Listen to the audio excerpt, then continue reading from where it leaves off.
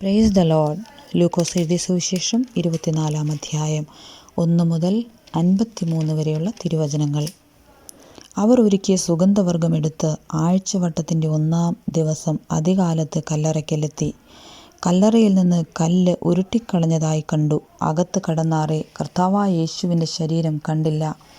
അതിനെക്കുറിച്ച് അവർ ചഞ്ചലിച്ചിരിക്കുമ്പോൾ മിന്നുന്ന വസ്ത്രം ധരിച്ച 2 പുരുഷന്മാർ അരികെ നിൽക്കുന്നത് കണ്ടു.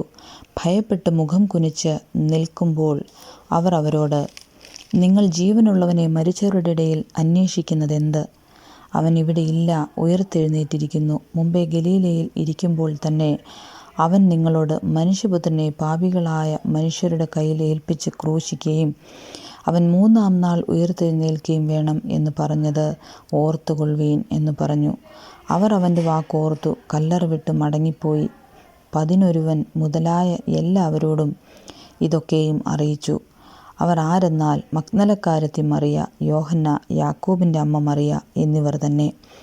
അവരോട് കൂടെയുള്ള മറ്റു സ്ത്രീകളും അത് അപ്പോസ്തലന്മാരോട് പറഞ്ഞു. ഈ വാക്ക് അവർക്ക് വെറും കഥ പോലെ തോന്നി. അവരെ വിശ്വസിച്ചില്ല. എന്നാൽ പത്രോസ് എഴുന്നേറ്റ് കല്ലറയ്ക്കൽ ഓടിച്ചെന്നു. കുനിഞ്ഞു നോക്കി തുണി മാത്രം കണ്ടു. സംഭവിച്ചതെന്തെന്ന് ആശ്ചര്യപ്പെട്ട് മടങ്ങിപ്പോന്നു. അന്ന് തന്നെ അവരിൽ 2 പേർ യെരൂശലേമിൽ നിന്ന് 7 നാഴിക ദൂരമുള്ള എമ്മവൂസ് എന്ന ഗ്രാമത്തിലേക്ക് പോകുകയിൽ ഈ സംഭവിച്ചതിനെക്കുറിച്ചൊക്കെയും തമ്മിൽ സംസാരിച്ചു കൊണ്ടിരുന്നു. സംസാരിച്ചും തർക്കിച്ചും കൊണ്ടിരിക്കുമ്പോൾ യേശു താനും അടുത്തു ചെന്ന് അവരോട് ചേർന്ന് നടന്നു.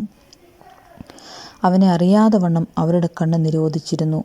അവൻ അവരോട്, നിങ്ങൾ വഴി നടന്ന് തമ്മിൽ വാദിക്കുന്ന ഈ കാര്യം എന്ത് എന്ന് ചോദിച്ചു. അവർ വാടിയ മുഖത്തോടെ നിന്നു. ക്ലെയോപ്പാവ് എന്ന് പേരുള്ളവൻ, യെരൂശലേമിലെ പരദേശികളിൽ നീ മാത്രം ഈ നാളുകളിൽ അവിടെ സംഭവിച്ച കാര്യം അറിയാതിരിക്കുന്നുവോ എന്നുത്തരം പറഞ്ഞു. ഏത് എന്ന് അവൻ അവരോട് ചോദിച്ചതിന് അവർ അവനോട് പറഞ്ഞത്, ദൈവത്തിനും സകല ജനത്തിനും മുമ്പാകെ പ്രവൃത്തിയിലും വാക്കിലും ശക്തിയുള്ള പ്രവാചകനായിരുന്ന നസറായനായ യേശുവിനെക്കുറിച്ചുള്ളത് തന്നെ. നമ്മുടെ മഹാപുരോഹിതന്മാരും പ്രമാണികളും അവനെ മരണനിധിക്ക് ഏൽപ്പിച്ച് ക്രൂശിച്ചു. ഞങ്ങളോ അവൻ ഇസ്രായേലിനെ വീണ്ടെടുപ്പാനുള്ളവൻ എന്നാശിച്ചിരുന്നു. അത്രയുമല്ല, ഈ സംഭവിച്ചിട്ട് ഇന്ന് 3-ാം നാളാകുന്നു. ഞങ്ങളുടെ കൂട്ടത്തിൽ ചില സ്ത്രീകൾ രാവിലെ കല്ലറയ്ക്കൽ പോയി അവൻ്റെ ശരീരം കാണാതെ മടങ്ങി വന്നു. അവൻ ജീവിച്ചിരിക്കുന്നു എന്ന് പറഞ്ഞ് ദൂതന്മാരുടെ ദർശനം കണ്ടു എന്ന് പറഞ്ഞ് തങ്ങളെ ഭ്രമിപ്പിച്ചു. ഞങ്ങളുടെ കൂട്ടത്തിൽ ചിലർ കല്ലറയ്ക്കൽ ചെന്ന് സ്ത്രീകൾ പറഞ്ഞതുപോലെ തന്നെ കണ്ടു. അവനെ കണ്ടില്ല താനും. അവൻ അവരോട്, അയ്യോ ബുദ്ധിഹീനരെ, പ്രവാചകന്മാർ പറഞ്ഞിരിക്കുന്നതെല്ലാം വിശ്വസിക്കാത്ത മന്ദബുദ്ധികളെ, ക്രിസ്തു ഇങ്ങനെ കഷ്ടം അനുഭവിച്ചിട്ട് തൻ്റെ മഹത്വത്തിൽ കടക്കേണ്ടതല്ലയോ എന്ന് പറഞ്ഞു. മോശ തുടങ്ങി സകല പ്രവാചകന്മാരിൽ നിന്നും എല്ലാ തിരുവെഴുത്തുകളിലും നിന്നെക്കുറിച്ചുള്ളത് അവർക്ക് വ്യാഖ്യാനിച്ചു കൊടുത്തു. അവർ പോകുന്ന ഗ്രാമത്തോടടുത്തപ്പോൾ അവൻ മുമ്പോട്ട് പോകുന്ന ഭാവം കാണിച്ചു. അവരോ, ഞങ്ങളോടുകൂടെ പാർക്കുക, നേരം വൈകി അസ്തമിപ്പാറായല്ലോ എന്ന് പറഞ്ഞ് അവനെ നിർബന്ധിച്ചു. അവൻ അവരോട് കൂടെ പാർപ്പാൻ ചെന്നു. അവരുമായി ഭക്ഷണത്തിനിരിക്കുമ്പോൾ അവൻ അപ്പമെടുത്ത് അനുഗ്രഹിച്ച് നുറുക്കി അവർക്ക് കൊടുത്തു.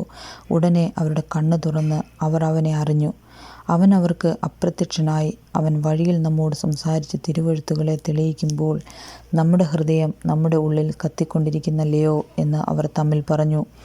ആ നാഴികയിൽ തന്നെ അവർ എഴുന്നേറ്റ് യെരൂശലേമിലേക്ക് മടങ്ങിപ്പോന്നു.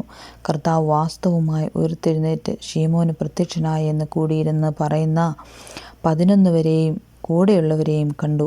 വഴിയിൽ സംഭവിച്ചതും അവൻ അപ്പം നുറുക്കുകയിൽ തങ്ങൾക്ക് അറിയായി വന്നതും അവർ വിവരിച്ചു പറഞ്ഞു.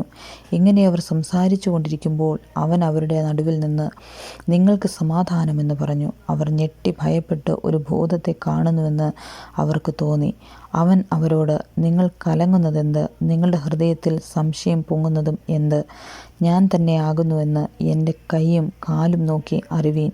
എന്നെ തൊട്ടു നോക്കുവീൻ. എന്നിൽ കാണുന്നത് പോലെ ഭൂതത്തിന് മാംസവും അസ്ഥിയും ഇല്ലല്ലോ എന്ന് പറഞ്ഞു. ഇങ്ങനെ പറഞ്ഞിട്ട് അവൻ കൈയും കാലും അവരെ കാണിച്ചു. അവർ സന്തോഷത്താൽ വിശ്വസിക്കാതെ അതിശയിച്ച് നിൽക്കുമ്പോൾ അവരോട്, തിന്നുവാൻ വല്ലതും ഇവിടെ നിങ്ങളുടെ പക്കലുണ്ടോ എന്ന് ചോദിച്ചു. അവർ ഒരു ഖണ്ഡം വറുത്ത മീനും തേൻകട്ടയും അവന് കൊടുത്തു. അത് അവൻ വാങ്ങി അവർ കാൺകെ തിന്നു. പിന്നെ അവർ അവനോട്, ഇതാകുന്നു നിങ്ങളോടുകൂടെ ഇരിക്കുമ്പോൾ ഞാൻ പറഞ്ഞ വാക്ക്. മോശയുടെ ന്യായപ്രമാണത്തിലും പ്രവാചക പുസ്തകങ്ങളിലും സങ്കീർത്തനങ്ങളിലും എന്നെക്കുറിച്ച് എഴുതിയിരിക്കുന്നതൊക്കെയും നിവൃത്തിയാകണം എന്നുള്ളത് തന്നെ എന്ന് പറഞ്ഞു. തിരുവെഴുത്തുകളെ തിരിച്ചറിയേണ്ടതിന് അവരുടെ ബുദ്ധിയെ തുറന്നു. ക്രിസ്തു കഷ്ടമനുഭവിക്കുകയും 3-ാം നാൾ മരിച്ചവരിൽ നിന്ന് ഉയർത്തെഴുന്നേൽക്കുകയും അവൻ്റെ നാമത്തിൽ മാനസാന്തരവും പാപമോചനവും യെരൂശലേമിൽ തുടങ്ങി സകല ജാതികളിലും പ്രസംഗിക്കുകയും വേണം എന്നിങ്ങനെ എഴുതിയിരിക്കുന്നു. ഇതിന് നിങ്ങൾ സാക്ഷികളാകുന്നു. എൻ്റെ പിതാവ് വാഗ്ദത്തം ചെയ്തതിനെ ഞാൻ നിങ്ങളുടെ മേൽ അയക്കും.